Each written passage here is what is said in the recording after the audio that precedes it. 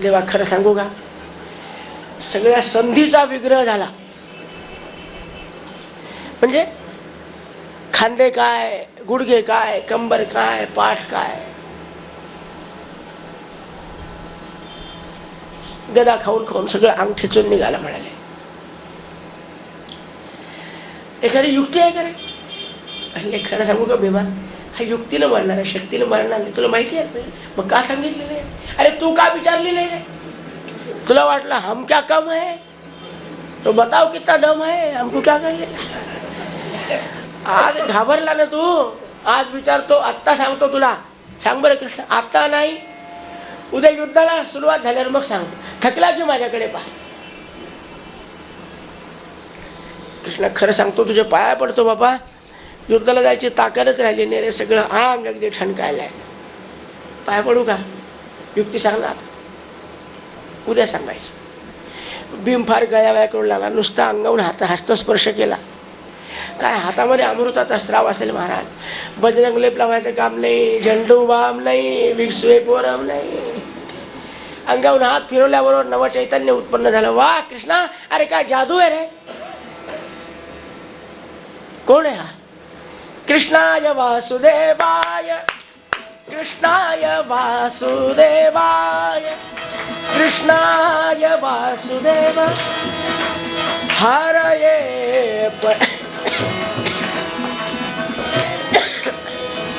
बोला बोला. हरये परमात्मने कृष्णाय वासुदेव.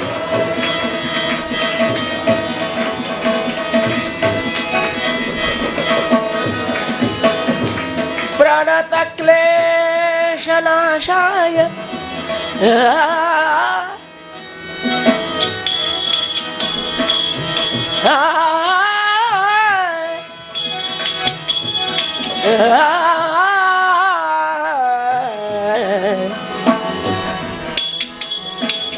प्रणत क्लेश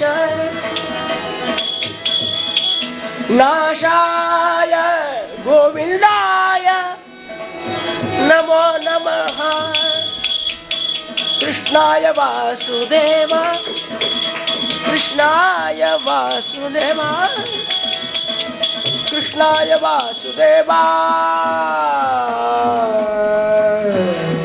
गोपाल कृष्ण.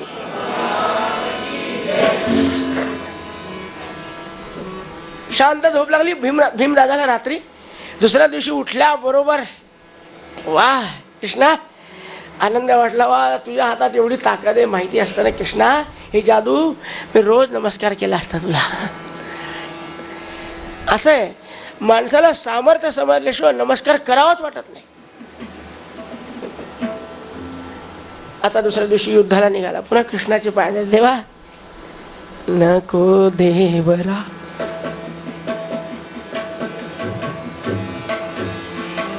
नको देवरा अंत आता पाहू.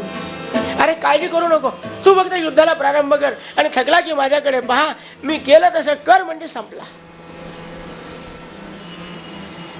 महाराज 12 वाजेपर्यंत माध्यान्ह काळापर्यंत चटचटा शब्द गदा एकमेकाच्या अंगावर मारण्याचा चटा चट चटा चट चटा चट आवाज येत होता. भीमदादा थकले. कृष्णा संपलं बरं का, सगळं संपलं आता. भगवंत सगळी ही गंमत झाडाखाली उभं राहून पाहत होते. तोडली झाडाची फांटी, खाली पायाखाली दाबली, 2 भाग केले. उजव्या हातातली डावीकडे, डाव्या हातातली उजवीकडे. कृष्णा इतकं छोटस सोपं काम, 18 दिवस मार खाल्ला. मलाच बुद्धी झाली नाही तुझ्या पाया पडायची, मी तरी काय करू. आणि मग काय महाराज, सगळी ताकद एकवटली. उचलला जरासंध, घर घर घर घर घर घर फिरवला की धाडकन मारा.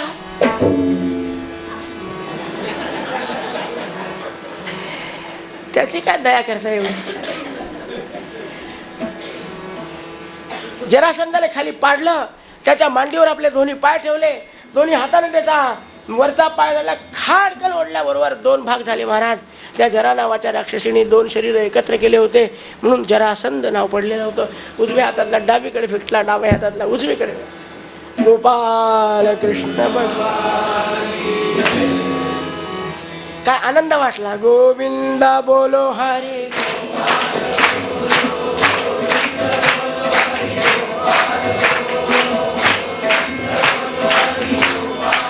जय जय जय जय गोविंद बोलो हरे.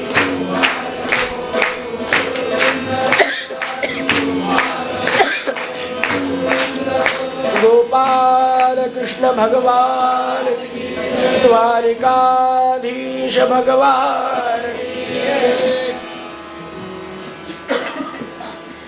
जरासंधाचा वध झाल्याबरोबर त्याचा सहदेव नावाचा पुत्र आहे. त्या सहदेवाला सिंहासनावर बसवलं. हे बघ, वडिलाप्रमाणे आणल्याच्या अत्याचार करू नको, मी सांभाळेल तुला. सहदेवाने विनम्र भावाने स्वीकार केलेला आहे. भगवान गोपाळकृष्ण आले. धर्मराजाला सांगितलं की आता आनंदाने यज्ञाला प्रारंभ कर, कोणीही घोडा अडवणार. आणि काय पांडवांच्या यज्ञाचा महाराज जिकडे तिकडे उदो उदो जय जयकार, काय मनापासून त्यांना कामं वाटलेले होते. कोणी काकड आरती करायची, कोणी शेजारती, कोणी पुसून काढायचं, कोणी वाढायचं, कोणी स्वयंपाक करायचा, कोणी हार आणायचे. कृष्णाने नुसते फोन करावे तर सगळे सेवा हजर. कृष्णाचं सांगतो, कोणीही असं म्हणायला तयार नाही की आमची सोय झाली नाही. काय भरभरून दान दक्षिणा दिली की लोक सांगायला लागले की नाही, इतकं आम्हाला कुठेच मिळालं नाही. पण एक संपवायचा राहिला,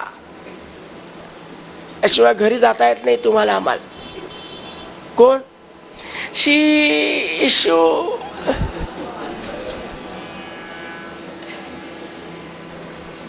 पूर्णाहुतीच्या दिवशी अग्रपूजा करत असतात महाराज. मग अग्रपूजा कोणाची करायची हा विषय जेव्हा निघाला, कोणी बोलायला तयार नाही. कारण काय होतं, खूप मोठे मोठे राजर्षी देवर्षी ब्रह्मर्षी विद्यमान आहेत. कोणाची पूजा करायची? सहदेव उठून उभा राहिला. अहो म्हणाले, एषवै देवता प्रायः. सर्व देवांचं प्रतिनिधित्व करणारा गोपालकृष्ण इथे असताना दुसऱ्याची पूजा काय करायची? स कथम. कोणाचं विचारच करू नका. कृष्णाला धर्मराजांनी आवाहन केलंय. बघा, सहदेव म्हणतो ते बरोबर आहे, मला पटलंय. आपल्याला पटलं असेल तर आपण जय जयकार करा, ज्याला पटलं नसेल त्याने जय जयकार करू नका. गोपाल कृष्ण. आता प्रामाणिकपणे जय जयकार झाला. सगळ्यांनाच वाटलं कृष्णाला अग्रपूजा. कृष्णाला अग्रपूजेला प्रारंभ करण्यासाठी बोलावलंय. रुक्मिणी देवी आणि भगवान गोपाळकृष्ण समोर येऊन बसले. सिंहासनावर एक एक एक एक सगळे विद्वान आचार्य बसलेले होते. अर्घ्य काय, पाद्य काय, आचमन काय, पंचामृत काय, शुद्धोदक काय, उष्णोदक काय, एक एक एक एक समंत्रक उपचार चालू आहे. भरदरीचा पितांबर दिला, भरदरीचं वस्त्र दिलंय, रत्नमुकुट दिला. एक एक अलंकार चढवायला लागला. एक एक मंत्र, एक अलंकार, एक एक मंत्र, एक एक अलंकार. सगळ्यांना आनंद वाटतो. अधूनमधून लोक जय जयकार करतात. गोपाल कृष्ण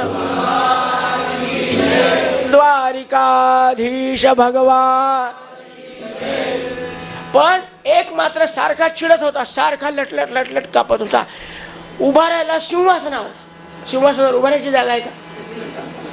पण आपल्याकडे लक्ष वेधून घेण्यासाठी कोण काय करील काही सांगतात नाही. मॉब मधली गोष्ट सांगतो. सिंहासनावर उभा राहिल्यावर सगळ्यांचं लक्ष तिकडे का? शिशुपाल म्हणाला, सगळे लोक काही बुद्धीचा वापर करा. अरे दुर्वास आहेत, अंगिरा आहेत, विश्वामित्र आहेत, जमदग्नी आहेत, वसिष्ठ आहेत, यांची पूजा सोडून याची पूजा काय करता? आणि काय निंदा केली मामा शिशुपालाने. मी करू नये आणि तुम्ही ऐकू नये. पुण्य करायसाठी आपण आहोत, पाप करायसाठी नाही. खूप निंदा केली. शेवटी शेवटी तर भीमदादानी गदाच उचलली. शिशुपाला. भगवान गोपाळकृष्ण म्हणले, ब्रेक डाऊन, खालट. नकुल काय, सहदेव काय, सगळे चिडून गेले. अरे ज्या कृष्णाची पूजा करायची त्याला तू अपमानित करतो. अरे तुम्ही थांबा, तुम्ही मारू शकताय मला माहिती आहे, पण मी त्याच्या आईला, मला शब्दच आठवण आहे,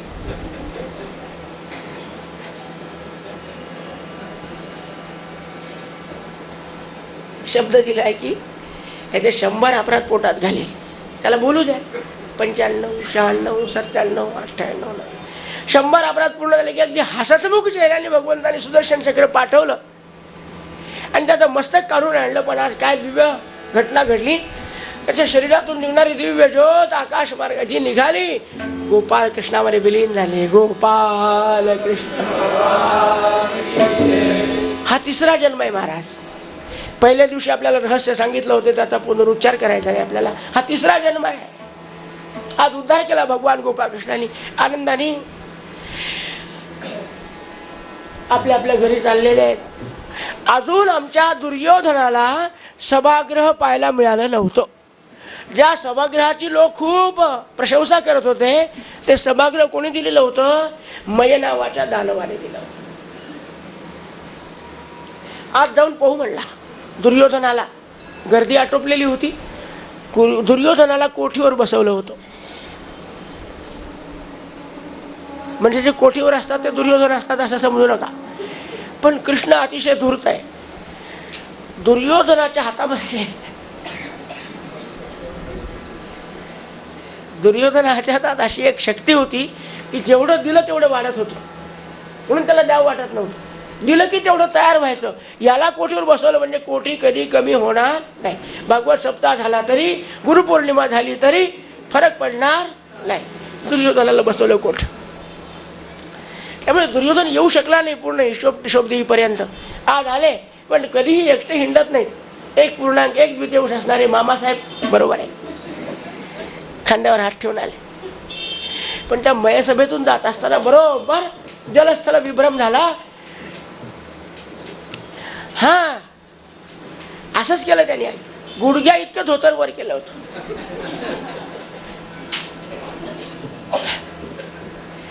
पण तिथे पाणी नव्हतं. अरे लोक हसले, म्हणले सभागृहामध्ये धोतर कसं नेसावं माहित नाही. पायाखाली आलं तरी चालेल पण वर जाऊ नये, आहे की नाही. याला गुडघ्या इतकं केलं मूर्खासारखं. इतक्या बायका बसलेल्या तिथलं सांगतो. हा मग पुन्हा तशीच परशी दिसली.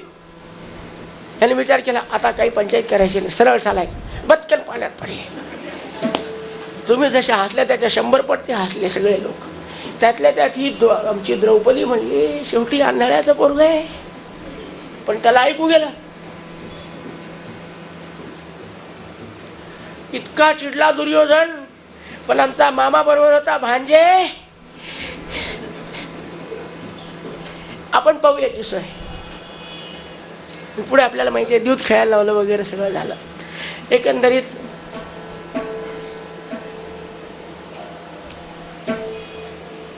जेवढे काही दैत्य मारायचे होते संपवलेत. शिशुपाला सगळं दंतभक्ताला सगळ्यात विदुर होता सगळे संपवलेले आहेत. एक नृगराजाची कथा घेऊन गेलेली आहे.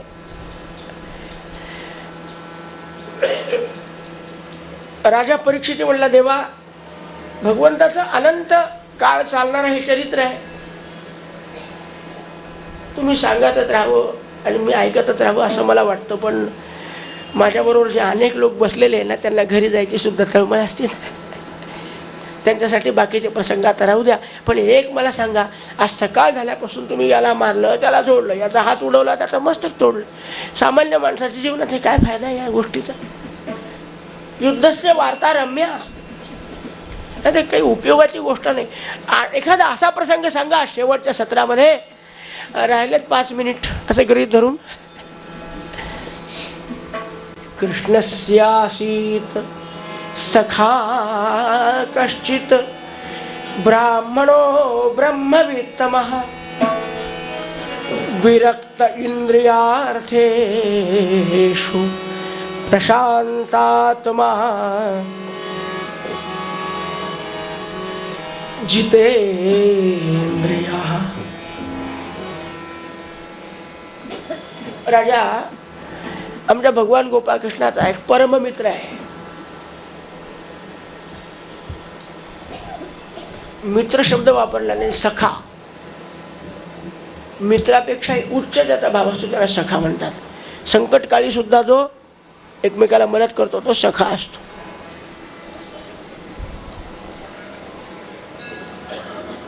अजून एक वैशिष्ट्य आहे ब्राह्मण. हा कृष्ण फक्त ब्राह्मणावरच कृपा करतो असं नाही आहे, पण या ब्राह्मणाचं एक वैशिष्ट्य आहे, आडनावाचा ब्राह्मण नव्हता, ब्रह्मवित्तमहा, त्या ब्राह्मणाचं वैशिष्ट्य सांगितलं. आणि ब्रह्मविद ब्रह्मैव भवती अशा अधिकाराचा होता, वेदाचा, शास्त्राचा, उपनिषदाचा सगळा अभ्यास झालेला असा हा ब्राह्मण आहे. एवढा अभ्यास झालेला असून पुन्हा गर्व नाही कशाचा, शिकला आणि विसरून गेला. मला शेवटी काय मिळवायचं आहे, गोपाल कृष्ण. अवघड आहे. फक्त आमचे ब्रह्मानंद महाराज विसरले, प्रकांड पंडित होते, पण एकदा महाराजांच्या पुढे आले, त्यांनी नाम दिलं, बस त्यापेक्षा दुसरं काही श्रेष्ठ नाही. पुन्हा शास्त्रीय परिभाषा तोंडातून बाहेर उद्गारली नाही. अवघड आहे. मी परवाच सांगितलं आपल्याला, एखादी कला सुद्धा विसरू शकत नाही माणूस, एवढं प्रकांड पांडित्य ज्यांच्याजवळ आहे. आपला सुदामा त्यापेक्षाही उच्च कोटीचा होता. फक्त सकाळी उठल्यापासून गोविंद बोलो हरी गोपाल बोलो,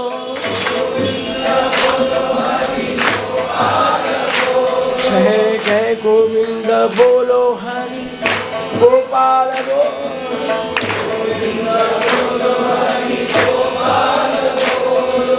राधा रमण हरि गोविंद बोलो, जय जय राधा रमण हरि गोविंद बोलो.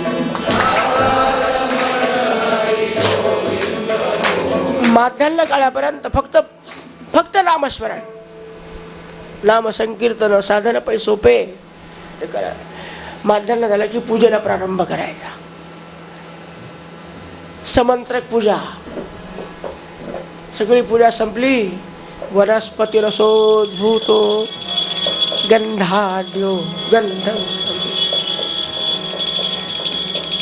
धुपाला सुरू केलेली जी घंटी वाजत असते महाराज नैवेद्य येईपर्यंत, ही घंटी कशासाठी आहे? स्वयंपाकघरात नैवेद्य तयार व्हावा म्हणून. खरं सांग, आजंच वर्ते संयुक्तम,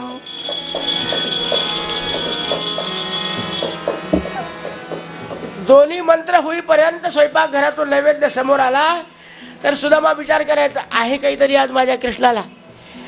मंत्र संपले, आपली पत्नी बाहेर येत नाही, त्याचा अर्थ आज काही घरात नाही. ठेवून द्यायचा घंटे. देवा सर्वोपचारार्थे तुलसी दलपत्रम समर्पे नमस्कारम करोमी. काय अभ्यास आहे. देव ठेविल तैसे रहावे, देव ठेविल तैसे रहावे समयासी.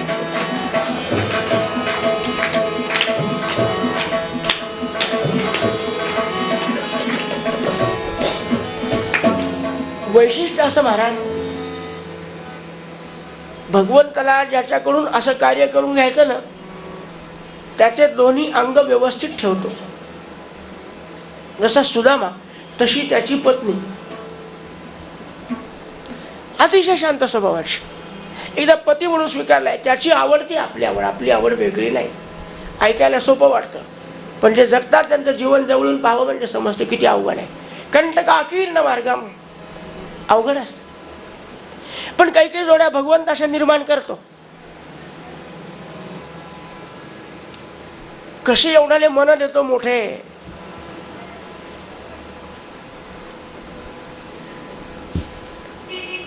अगदी तात्यासाहेब महाराजापर्यंत वाणी अवतार आपण ज्यांनी घेतलेलं पाहायला ना, भाग्य आमचं चांगलं की परमपूज्य प्रल्हाद महाराजांच्या बरोबर अशा सगळ्या संत महंतांच्या प्रत्यक्ष भेटीचा, दर्शनाचा, सहवासाचा लाभ झाला. कोड कौतुक करायचं नाही, परंतु त्यांच्यापासूनच्या सगळ्या परंपरा आजपर्यंत टिकून आहेत. का? भगवंत जोड्या बरोबर घालतो. आज सुदामाची पत्नी अगदी अतिशय सोज्वळ हो, पण प्रपंच करता करता लग्न कसं झालं, दरिद्री असून. पूर्वीच्या काळी पाहत होते गुण कसे आहेत, किती कमवतो, किती पॅकेज, असे प्रश्न नव्हते. सदाचार संपन्न आहे, शास्त्राप्रमाणे वागतो, महा उपाशी मरणार नाही, देऊन टाकायची. महाराज प्रपंच करता करता मुलं झाले, 7-8 लेकरं झाले बरं का सुदामदेवाला. दोघं नवरा बायको होते तोपर्यंत ठीक होतं. लहान लहान लेकरं आईला खायला मागायचे. कुठे महाराज आमचे सुदामदेव बोलवल्याशिवाय जायचे नाही. एखादा यज्ञ 1-2 महिन्याला झाला की जे मिळेल 4-8 दिवस सगळं खायला मिळायचं. मग हळूहळू एक वेळ मिळायचं. मग एका वेळेला नुसतं पालाच उडून खा, कधी नुसतं पीठच हलवून घ्या. तिखट नाही, मीठ नाही, मोहरी नाही, मिरची नाही, हिंग नाही, जिरे नाही, तेल कशात आलं. अतिशय विचित्र अवस्था. पण काय झालं, सुदामाची पत्नी तिची एक मैत्रीण होती. तिने सहज विचारले, का ग तुला माहिती आहे का तुझ्या मालकाचा मित्र कोण आहे? अगं माझ्या मालकाला कशाचे मित्र आहे? लग्न झाल्यापासून आम्ही दोघंच. 18 दारिद्र्य आमच्या घरात. कोणी आमच्याकडे येत नाहीत कारण आम्ही त्यांना चहा पण पाजू शकत नाही, फराळाला देऊ शकत नाही म्हणून येत नाहीत. आणि आम्ही कोणाला काही खाऊ घालत नाही म्हणून आम्हाला कोणी बोलवत नाही. साधा साधा हिशोब. कशाचे मित्र? नाही, तुला कल्पना नाही. द्वारकाधीश भगवान सुदामदेवाचे मित्र आहेत, परममित्र. असं नाव सांगितलं पण कधी आमची काळजी तसं नाही का. त्याच्या मागे व्याप किती आहे. मी त्याला लहानपणापासून मारा करता करता तर अर्ध आयुष्य गेलं त्याचं. कृष्णच आता मैत्रीण तिच्या भाषेत बोलू लागली. पण हे बघ, मोठ्या माणसा ज्याच्या मनात आपल्याविषयी प्रेम आहे, न बोलवता त्याच्याकडे जावं. एकदा तुझ्या नवऱ्याला पाठव. एकदा का त्या कृष्णासमोर तो गेला, कृष्णाच्या आपोआप लक्षात येईल की अरे बाप सुदामा काय अवस्था आहे तुझी. आणि ताबडतोब व्यवस्था भगवंत लावेल. एकदा पाठव. सुदामाची पत्नी तिने नवऱ्याला विचारलं, का हो मी ऐकलं ते खरं आहे? म्हणलं अगदी खरं आहे, आमचा मित्र आहे. खूप गोष्टी सांगितल्या. गोष्टी सांगून पोट भरतं का? पण ऐकून घेतलं नवऱ्याचं. आणि आपल्याला त्याच्या मनाप्रमाणे जर त्याला वागवायला पाहिजे असेल तर त्याचं काहीतरी ऐकून घ्यावं लागतं. वागू नाही नवऱ्याच्या मनाप्रमाणे, वागूच नाही असं मी सांगत, पण ऐकून तरी घ्यावं. चुप बसा, तुम्हाला काही समजत नाही, ही आमची परंपरा आहे. ऐकून घेतलं पाहिजे. सुद्धा माझ्या बायकोनं सगळं ऐकून घेतलं आणि मग म्हणाले, मला असं वाटतं एकदा तुम्ही त्यांच्या भेटीला जा. सुदामाच्या लक्षात आलं.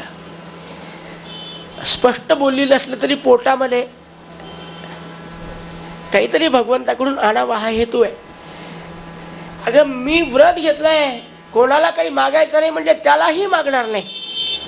बस देव ठेवील तैसे राहावे.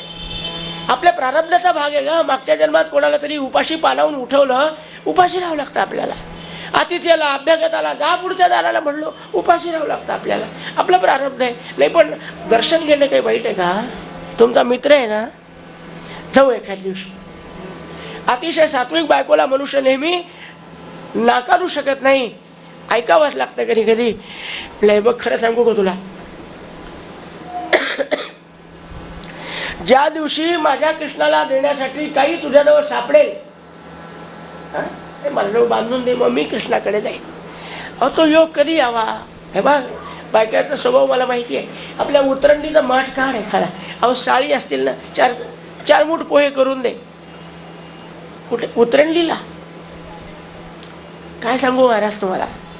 खडबड हे उंदीर करीती, परी शोधाया ते फिरती, परी अंती निराश होती, लव करते सोडती सदनाला. क्या बात आहे. असं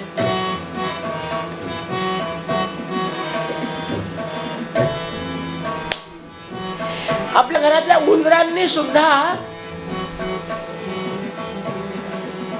घराचा त्याग केला.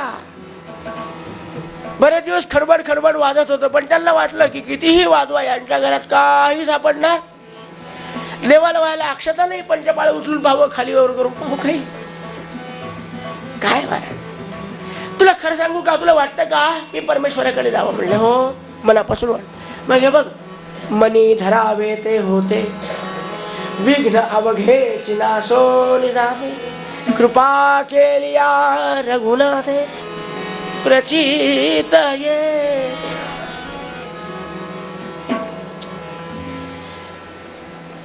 उद्या सकाळी उठल्याबरोबर माझ्या कृष्णापुढे उभं राहून प्रार्थना कर की देवा आज जेवढं मिळेल तेवढं तुला देईल. पाय काय गंमत आहे, संकल्पात ताकद असते माणसाच्या. आम्हाला काही नको, आम्ही उपाशी राहू, आमच्या मुलांचं जसं होईल तसं होईल, पण तुला देण्यासाठी काही नाही देवा, तुला देण्यापुरतं तरी मला दे, जेवढं मिळेल तेवढं तुला अर्पण करेल. पाय काय संकल्पात ताकद. आणि हा संकल्प केला, माध्यान्ह काळ संपला, अपराह्न काळ लागला, काही व्यवस्था नाही. पण अपराह्न काळी एक शेजारची बाई आली, फार मोठ्या मनाची होती. का सुशीलाबाई आहे का वेळच वेळ नाही, जरा पाहुणे येणार आहेत संध्याकाळी, आज एवढं तांदूळ सडायचे होते, साळी सडायच्या होत्या, तांदूळ तयार करायचे होते. हो येत म्हणा. गेली बिचारी, पोतभरच तांदूळ सडून घेतले आणि त्याच्या मोबदल्यामध्ये 4 ओंजळी पृथक तंडुलान असं वर्णन आहे, तुकडे तुकडे झालेले त्या तांदूळाचे दिले. काय असतं महाराज, अकरणान मंद करणो श्रेय. काहीच नसल्यापेक्षा तुकडे तुकडे कविल्या तांदूळाचे मिळाले ना, सोपस्कार केले त्याच्यावर आणि नवऱ्याला सांगितलं की बघा आपली व्यवस्था झाली, उद्या तुम्ही कृष्णाकडे जा. काय आहे पोहे, अरे वा खूप चांगली गोष्ट आहे, काही आहे का त्याला टाक, काही नाही हो, असू दे असं काय.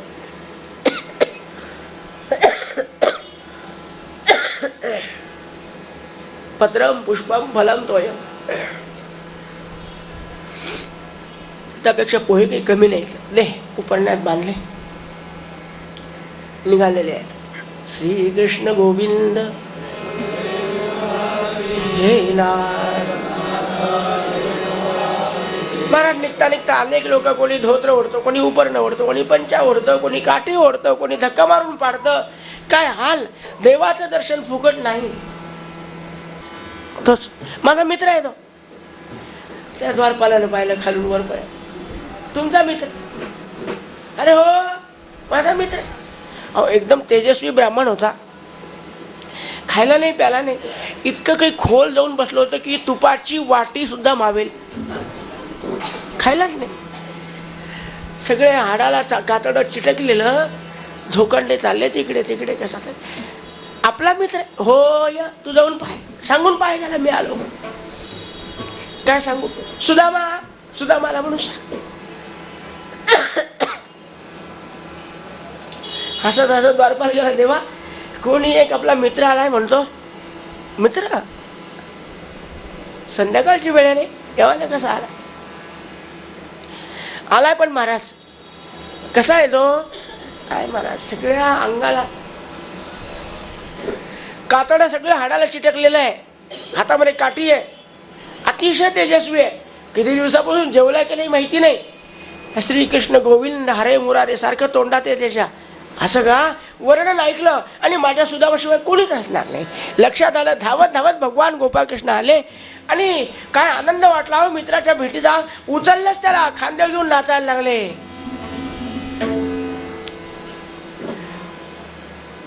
अरे कृष्णा, अरे कृष्णा, अरे तू राजा आहे, लोक काय म्हणतील म्हणू द्या, आज काय देहीचं विदेही होऊन ठेलो.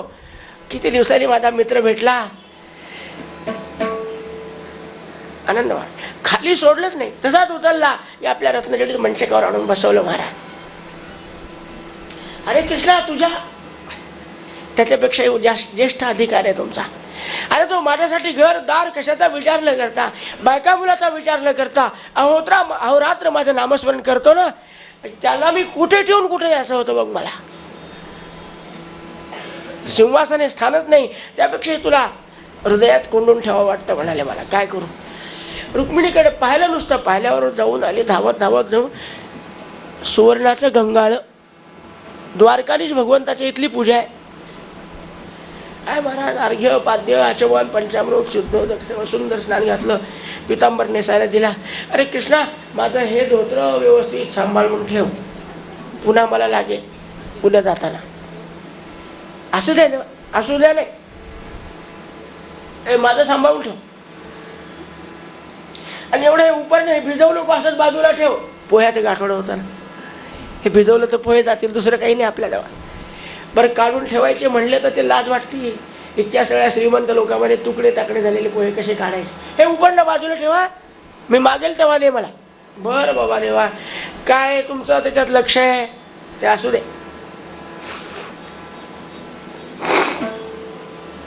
आणि मग काय महाराज मंगलस्नान घातलं भगवान गोपाळकृष्णाने.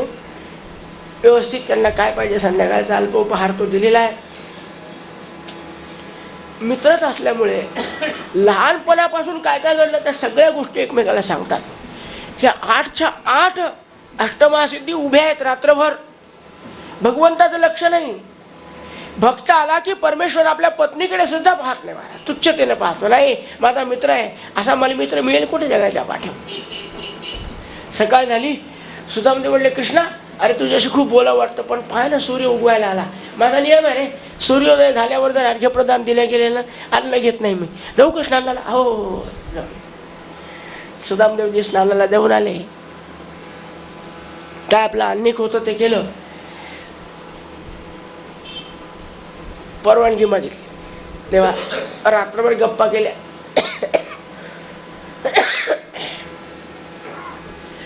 खूप समाधान झालं. बऱ्याच दिवसात तुला पाहिलं नव्हतं ना, सगळं ऐश्वर वैभव सगळं पाहिलं, आता जाऊ दे. म्हणलं सुदामा कुठं जायचं? घरी जायचं. एवढं काय मोह आहे? अरे नाही, आपल्या घरी गेलं पाहिजे. मर्म सांगू का तुला? मला जाण्याचं काय रे, कुठेही बसायचं नाहीच म्हणायचं श्रीकृष्ण गोविंद. पण मी आल्यापासून पाहतो तू कोणाशी बोलला नाही, तुझे व्यवहार बंद, तुझं दुकान बंद. माझ्यामुळे तुझ्या व्यवहारावर परिणाम व्हायला लागला. मला जाऊ दे. देवा जा, पण आज नाही, विचार करू आपण. रोज उद्या उद्या उद्या उद्या. सुदामदेवाला सगळ्यात जास्त भीती वाटत होती जेवायला बसल्यावर. भगवान गोपाळकृष्णावर 56 भोगाचा नैवेद्य खायचा आहे. आणि 56 भोगाचा नैवेद्य खाताना डोळ्यासमोर दिसतात लेकरं बाळ. गेल्या 5 दिवसापासून अन्नाचं कण नाही पोटामध्ये. झाडाचा पाला उकडून घालते आमची सुशीला, तोच चुलीवर भाजून भुजून काहीतरी करून. बायकोला 15 दिवसापासून जेवण नाही. आणि 56 भोग वाढल्यावर माझा जर घास घशात अडकला ना, कृष्ण जेवणार नाही. आपल्यामुळे देवाला जीव घालायचं का उपाशी ठेवायचं? पण भगवंत जाऊ देत नाही. आज ठेवून घेतलं, उद्या ठेवून घेतलं. रोज सुद्धा म्हणतो जाऊ द्या हो, आजच्या दिवस. आज मित्रोत्सव ठेवलाय सुदामदेवा, कालपासून निरोप पाठवले, आज सगळे मित्र बोलावले आणि आज तुमच्या हातून सगळ्या मित्रांचा सत्कार करायचा आहे. सगळ्या मित्रांचा सत्कार. इतक्या वर्षानंतर माझा मित्र आला, कोणीही आपल्या दरबारातून तसा जाता कामा आला. कृष्ण कशाला एवढं सगळं? मात्र द्यायला काही नाही. अरे तुझे दिलं त्याची किंमत नाही. तुझं माझं वेगळं नाही आहे. मी सगळी व्यवस्था केली, नाही म्हणू नको. आणि महाराज भगवान गोपाळकृष्णांनी संध्याकाळी त्या रत्नजडित सभागृहामध्ये सगळे मित्र बोलावले. सुदामाने प्रत्येकाला कुंकू लावायचं. काय त्याला नजराना ठेवला होता आमच्या भगवान गोपाळकृष्णाने, द्वारकाधीश भगवंताचे. आता निघू का? निघू. काय देवा जा ना उद्या. अरे आता आटोपलं ना सगळं. भगवंत का जाऊ देत नाही? तिकडे बांधकाम चालू होतं. तिकडे विश्वकर्म्याने येऊन सांगितलं पाहिजे की महाराज बांधकाम पूर्ण झालेलं आहे, वास्तुशांतीकरण केव्हाही ताब्यात घ्या. कागदपत्र तयार आहेत.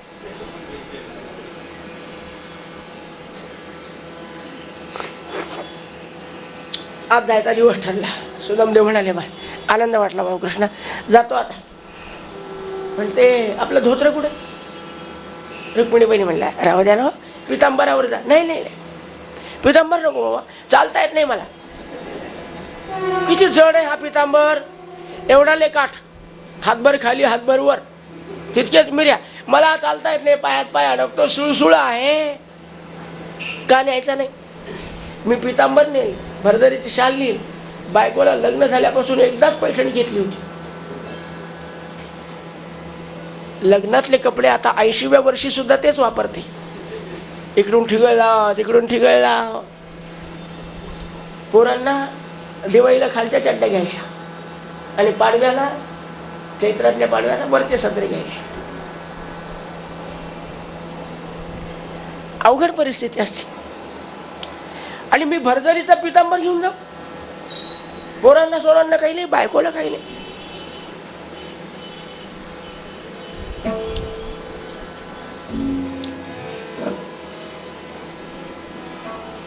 रुक्मिणी दे, त्या ब्राह्मणाचं धोत्र देऊन टाक, आसक्ता येतो, जाऊ दे. अतिशय समाधानाने.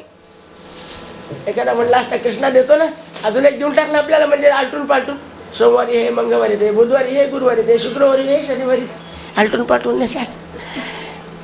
पण सुदामा होता महाराज, स्वप्नातही अभिलाषा करायची नाही. परस्त्री कांचन निर्मळ वासना, तुझ्या भजना सावधान, असा त्यांचा स्वभाव होता. धोत्र नेसला, पितांबर टाकून दिला. रुक्मिणी हे ठेवून दे, कुठे नेऊन, कोणाला द्यायचं देऊन टाक, वापरायचं वापरू दे कृष्णाला. ते उपरणं कुठे, उपरणं घेतलं अंगावर. 25 गाठी होत्या. पण बोलता बोलता सगळ्या गाठी तपासून पाहिल्या, आपली ती गाठ आहे का नाही पोह्याची. बरं वाटलं त्याला. माता कृष्ण येऊ का? हो या. अरे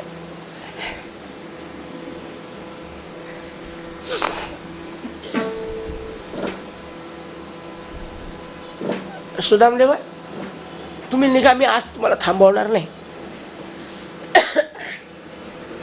3 दिवसापासून आपल्या अहोरात्र गप्पा चालू आहे, पण तुम्ही मला विचारलं नाही माझं लग्न झालं का, आणि मी तुम्हाला विचारलं नाही तुझं लग्न झालं का. देवा काय थट्टा करतो रे. आता 70च्या पुढे गेलो मी, तुम्हाला मला लग्नाच्या गोष्टी कर. अरे तुझ्या आशीर्वादाने लग्न झालं, चांगली बायको मिळाली, मुलं बाळ आहेत, सगळे आनंदात आहेत. अगदी हसत मुखाने सांगतो. आपल्या 90,000चं पॅकेज मिळते, थोवाडावर 12 वाढलेले कायम आपले अल्पसंतुष्ट ब्राह्मण. पण मग मला विचारणार आहे सुदामा किती लग्न झाले म्हणून. हे कृष्ण आहे माहिती आहे, या सगळ्या चित्रासारख्या उभ्या आहेत कालपासून, ह्या तुझ्या बायकाच असल्या पाहिजे. अरे असू दे, तुला नाव माहिती आहे का? थांब थोडा. सुदामदेव उभे राहिलेले होते जायसाठी. रुक्मिणी नमस्कार कर. अरे पाहिलं तिला कालपासून. असू दे देवा, हिचं नाव रुक्मिणी. कशी पळवून आणली सांगू का? म्हणजे पळवून आणली हो. जाऊ दे, मला काही शिकायचं नाही. चांगलं आहे, छान केलं. अष्टपुत्रा सौभाग्यवती पुत्र, नागनजिती, सत्यभामा, जांबवती. पण कृष्णा आमच्या बाईसाहेब अष्टपुत्र असावं. अहो 10 झालेत अजून, पुन्हा कशाला वाढवता. असू दे.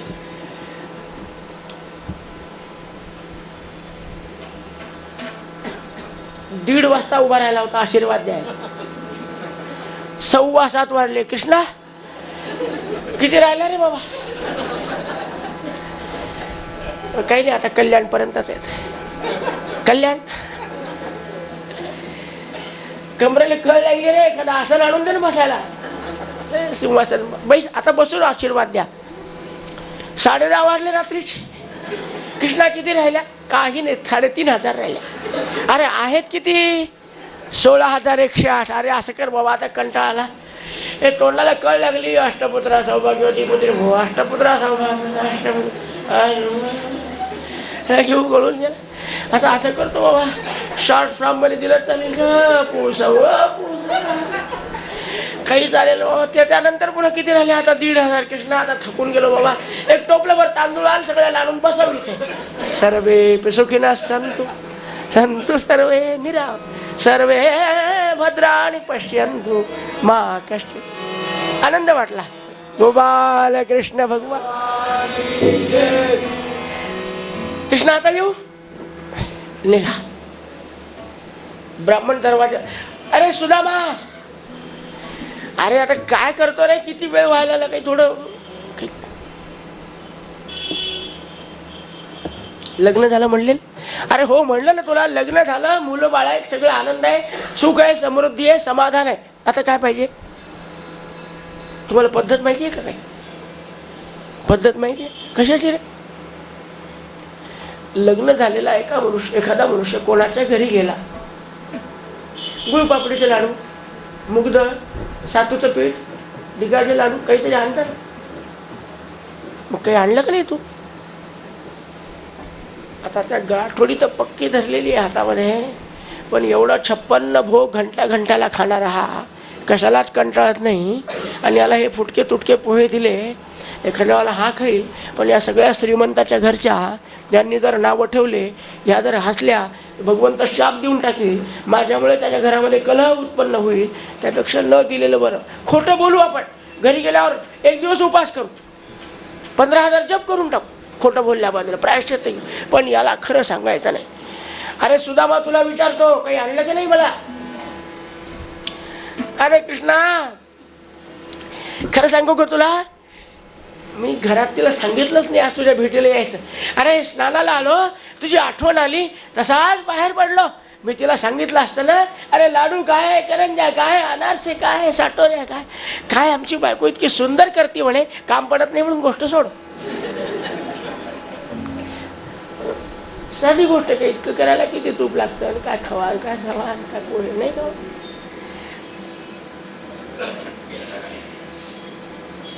कृष्णाच्या डोळ्यात पाणी आलं. सुदामा, किती समाधानी आहे रे तू, पण खोटं बोलणं चांगलं नाही माझ्यासमोर. अरे तू मागे असंच केलं, आपण अरण्यात गेलो होतो लाकडं तोडायला, तेव्हा आपल्या आईसाहेबांना तुझ्या माझ्यासाठी चिवडा दिला होता.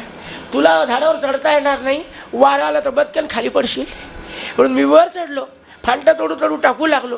तोपर्यंत तू माझेही खाल्ले, तुझेही खाल्ले, आणि त्याच्यामुळे 18 दारिद्र्य भोगायला लागला. आता तुझ्या बायकोनं माझ्यासाठी दिलेले पोहे घरी घेऊन चालला, पुन्हा पुढच्या जन्माची शिदोरी करायची का तुला? काढते उपर ना, घेऊ काढून, ओढलं उपर. अरे अरे मी देतो, मी फाडू नको, पुन्हा एक गाठ नवीन वाढेल.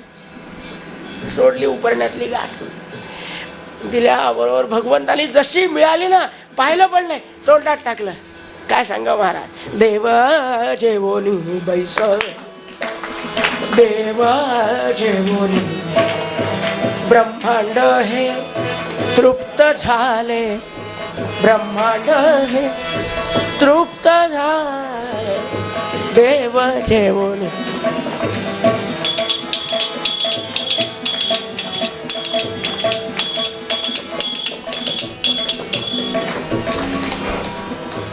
दुसरी मूठ, अरे वा सुदामा, आतापर्यंत काय किती बची चव कशाला नाही.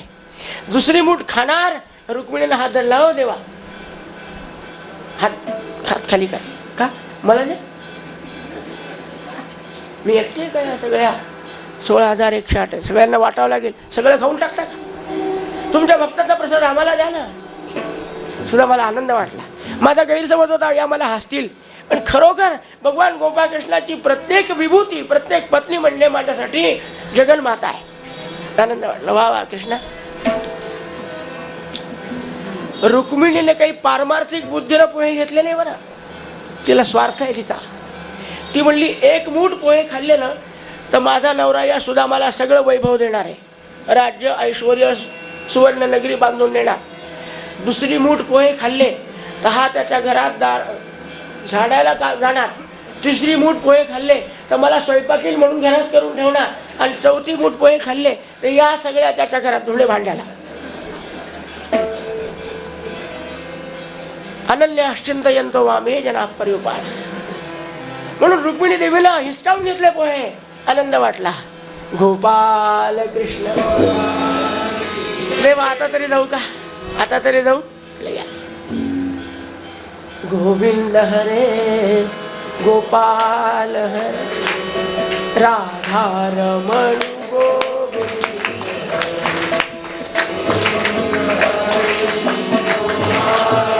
महाराज भजन करता करता करता आपल्या नगरीमध्ये केव्हा आला सुद्धा मला समजलं पण नाही. नाम घेता वाटत आले, यज्ञ पावला पावली नाम घेत घेत घेत आपल्या दारापाशी आला. अरे हा बगीचा, हा बगीचा, एवढा मोठा प्रवेशद्वार, एवढा महाल. अरे मी काय द्वारकेलाच परिक्रमा घातली का, पण आजूबाजूला पाहिलं नाही. इकडे देशपांड्याचा वाडा फुटका तसाच पडला. इकडे कुलकर्ण्याचं घर छप्परला शिकारलेलं तसंच आहे, काही कवेलू वरून काही खवेलू खाली. हेच कसं बदललं लक्षात आलं की हे सगळं भगवान गोपाळ कृष्णाने. अरे कृष्णा, यासाठी तुझ्याकडे यायचं नव्हतं, पण हिचं ऐकून मला यावं लागलं बघ. ज्यांनी ज्यांनी धक्के मारले होते, उपरणे फाडले, काठी काढून घेतली, खाली पाडलं, ते सगळे सुदाम देवाचा विजय असो, सुदाम देवाचा. सुद्धा मला वाईट वाटलं, नाही नाही, हा माझा विजय नाही आहे, माझा कृष्णाचा विजय आहे. न मागे दयाची रमा होय दासी. एवढं वैभव त्याने दिलं. वैभवाला लोक नामस्मरण जय जयकार करतात, वैभवाची लोक स्तुती गातात. कोणाकडे पाहिलं नाही. नायम जनो मे सुख दुःख भागा.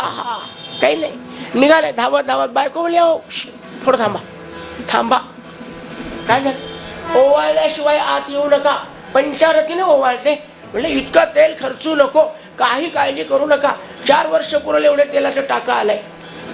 अरे म्हणजे धान्य पण हो, वर्षानुवर्ष पुरली एवढी कोठी लावलेली आहे. तितक्यात मुलं पाया पडायला आले.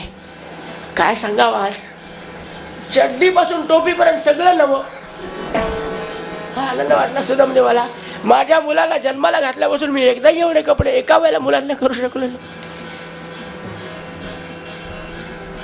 काही ओवाळू नको. ओवाळायचं तर त्याला ओवाळ. ओ वाळू आरती मदर श्याम सुंदर वैजयंती माळा. ओ वाळूवार. बस त्याला ओवाळ, मला ओवाळू नको. गेले धारकन देवाच्या पायावर पडलेले आहेत. देवा, त्या अवस्थेत जसं नामस्मरण घेत होतो ना, या वैभवात कदाचित मी नामापासून दूर जाईल. हे वैभव ठेवू नको. आणि वैभव ठेवायचा असेल तुझा प्रसाद आहे, पण मला नामापासून दूर जाऊ देऊ नको, एवढीच कृपा कर. आचार्य म्हणाले, राजा परीक्षित, न मागे तयाची रमा होय अशी या पद्धतीनं सुदाम देवाला न मागता ऐश्वर्याची प्राप्ती झाली. केलं काय? फक्त भगवंताचं नामस्मरण. विसरला सगळं. मी वैदिक आहे, मी शास्त्रीय आहे, मी पंडित आहे, मी पुराणिक आहे, सगळं विसरला आणि फक्त नामस्मरण करत. भगवंताला दुसरं काही नको.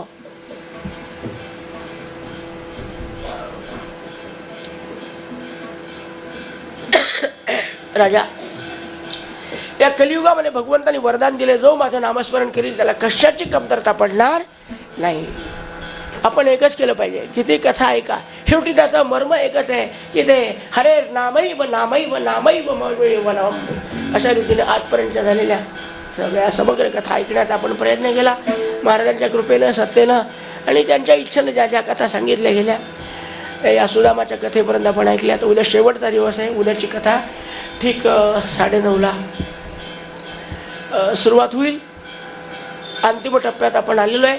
दशमस्कंदातला काही थोडाफार भाग राहिलेला आहे, तो आपल्याला पाहायचा. एकादश स्कंदामध्ये उद्धवाला केलेलं भगवंताने तत्वज्ञान पाहायचं आहे आणि 12व्या स्कंदाची समाप्ती करून ग्रंथाची सांगता दुपारी 12:30पर्यंत होईल. तर ठीक उद्या सकाळी 9:30च्या कथेला आपण सर्वांनी या. बोलो राधे श्याम श्याम बोलो सीता. हो शांत द्यायचं. अजून एक 10 ते 15 मिनिटाचा एक औपचारिक कार्यक्रम आहे. आज भगवान गोपाळकृष्णाने सुदामाच्या आलेल्या मित्रांचा सत्कार केला होता. तसं इथल्या गोपाळकृष्णाने असं ठरवलं. इथल्या गोपाळकृष्णाने ती व्यवस्था केलेली आहे.